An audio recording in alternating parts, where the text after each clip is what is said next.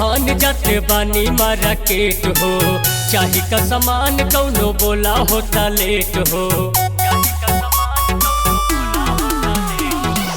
सुना ये धान जाते बानी मार्केट हो, चाही का सामान कौनो बोला होता लेट हो।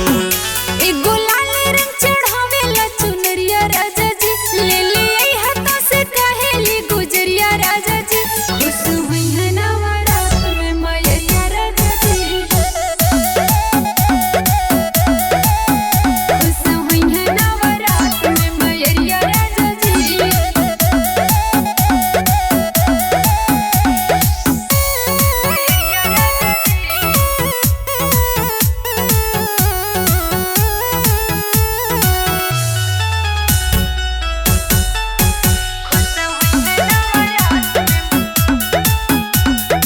लिस्ट बना के दे दी पूजा के सामान के, पूरा कर दे हम धानी तहरा यारा मान के।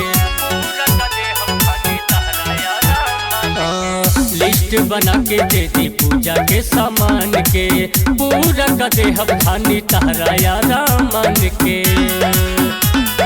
कोहर के घर से दियरिया राजा जी, ये गो अपना लपने के पियरिया राजा जी। खुश हुई है नवरात में मैया राजा जी,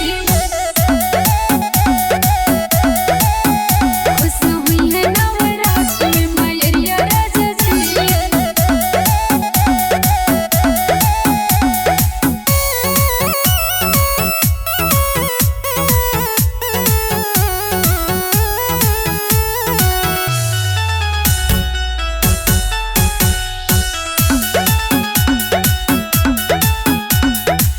ताहरे ही साथे भूखब हम हूँ नवरात हो, माई के पूजन करे चलल जाई साथ हो।